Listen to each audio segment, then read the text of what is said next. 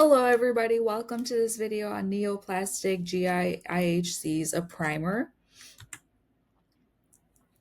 So as a basic understanding, immunohistochemistry is a powerful tool. It helps pathology residents like myself diagnose and classify gastrointestinal tract diseases.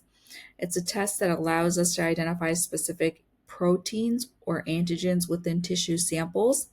And you can think of it as a special key that allows you to unlock cell secrets. So when I first started pathology or when I was applying for pathology, everybody would mention IHC, and I never really understood what they were talking about.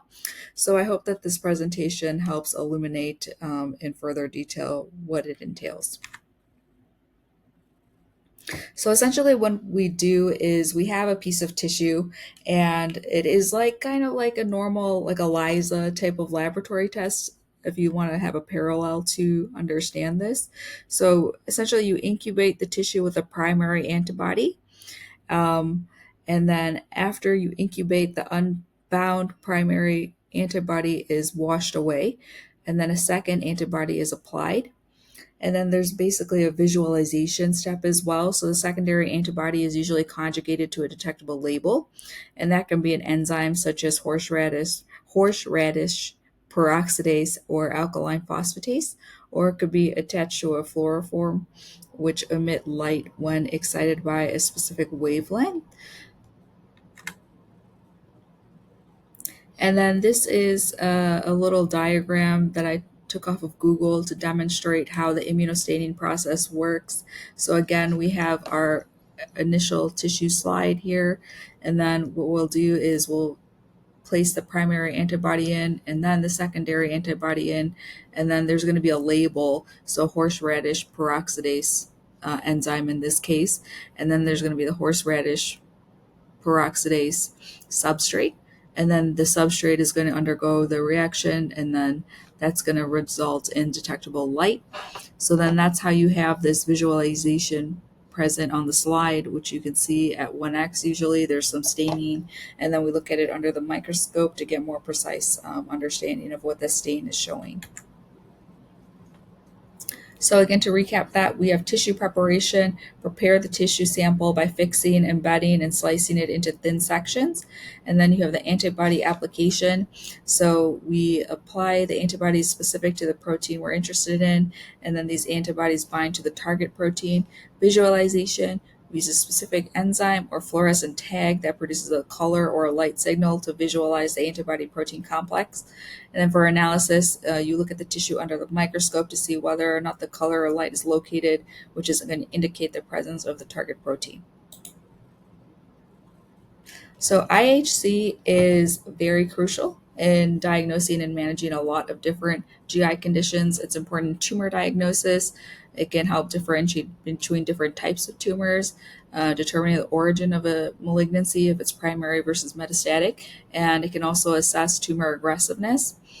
And then we have inflammatory bowel disease, so this can help differentiate different types of colitis. So I think that, before I started residency, I always assumed that pathology was responsible for coming up with the definitive diagnosis for things like ulcerative colitis and Crohn's. But then I came to learn that this is actually more of a clinical judgment, taking account into pathology, but pathology can be important in terms of monitoring disease activity, whether it's a chronic colitis or if there's an active colitis. These two can be differentiated on histology. And then infectious diseases, most commonly H. pylori can be identified using IHC. So it's very important to use immunohistochemistry in order to identify bacteria, viruses, or parasites in tissue samples.